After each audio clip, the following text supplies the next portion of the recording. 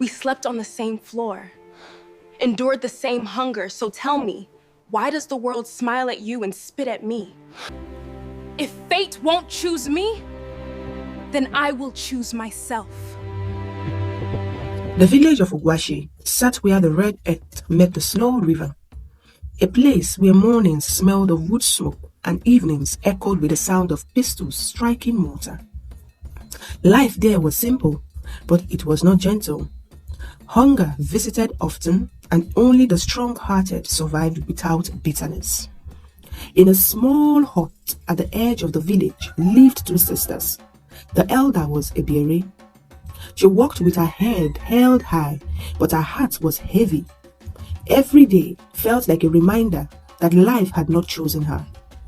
She believed she deserved more respect, more beauty, more comfort, yet all she had were calloused hands and a younger sister who seemed to attract blessings without effort. That younger sister was Sade. Sade rose before the cock crowed. She fetched water while the sky was still pale, her feet knowing the path to the stream even in darkness. She sang as she worked, not loudly, not to be noticed, but softly. When neighbors were sick, she came without being asked. When children cried, she soothed them, and when elders spoke, she listened. The village noticed. She is well raised, the women would say. She will make a good wife, the men whispered. The spirits walked gently with her, the elders agreed. Every word of praise fell like a thorn in Ebere's chest. At night, as they lay on opposite sides of the mat, Ebere stared into the darkness, listening to Sade's calm breathing. Why her? She said to the ceiling. We suffered the same hunger. We slept on the same floor. Why does the world smile at her and turn its back on me? The thoughts did not leave her. They fermented. One market day, while the sun burned fiercely and traders shouted over one another, Ebere noticed a stranger standing apart. His clothes were clean, but old, his eyes sharp and searching. He watched the people the way a hunter watches the bush. When their eyes met, he smiled. I am looking for a strong young girl, he said quietly. Someone who can work hard, far from here. Ebere laughed bitterly. Strength does not feed the stomach, she replied. The man reached into his bag and poured coins into his palm. They gleamed under the sun. I pay well, he said. The sound of the coins filled Ebere's ears and silenced the small voice inside her heart. That night, she spoke gently to Sade, her voice dripping with a sweetness it had never carried before. Sister, she said, sharing roasted yam with her. There is work beyond this village. Honest work. If one of us goes, we can change our lives.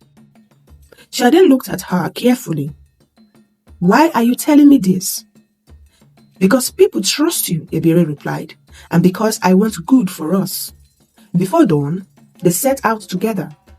The forest path was narrow, branches scratching their arms as if trying to hold them back. Birds watched silently. No songs followed them. At a clearing, the stranger appeared. He did not greet them.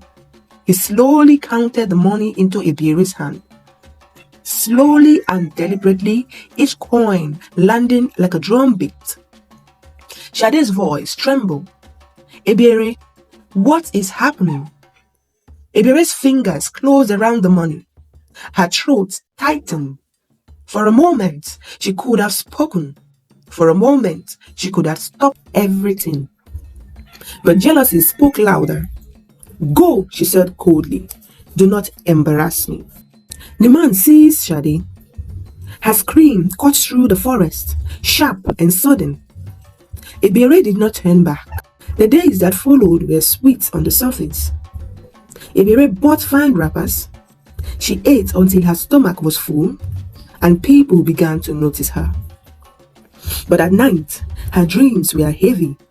She heard chains dragging on earth. She woke sweating, her ears ringing with her sister's voice calling her name. Soon, the sweetness turned bitter. Her food no longer lasted. No matter how carefully she cooked, the soup always turned sour before nightfall, and the cassava grew bitter on her tongue. Rats invaded her hut, yet touching nothing else in the compound. The money she hid so carefully thinned each morning, as though unseen hands counted it while she slept, taking a little at a time. Her strength began to leave her body. Her legs trembled when she walked. Her back ached as if she carried an invisible load. Sleep refused her, and when it came, it brought dreams of ropes tightening and voices calling her name from deep places. She went from healer to healer. They burned herbs, spoke incantations, and shook their heads. This sickness is not in the body, one said. It sits deeper than the flesh, another whispered. When she greeted elders on the path, they looked away. Women fell silent when she approached. Children stopped their play and stared, as though they could see something clinging to her shadow. One night, under a thin moon, Ebere went to the river to wash her face. The water was still, dark like a mirror that refused to lie. And as she bent down, an old woman appeared beside her, her voice low and heavy. "You sold what your hands were meant to protect," the woman said. "You broke the bond the earth respects." Ebere opened her mouth to speak, but no words came. The old woman continued, "The earth remembers every betrayal, and until truth is faced, it will keep collecting its debt." Then she vanished, leaving the river silent and Ebere shaking, finally understanding that what haunted her was not sickness, but guilt that had grown deep teeth. Far away, Shade lived in pain, but not in despair. Though worked until her hands bled, she remained kind. Though beaten, she refused hatred. Her spirit bent, but did not break.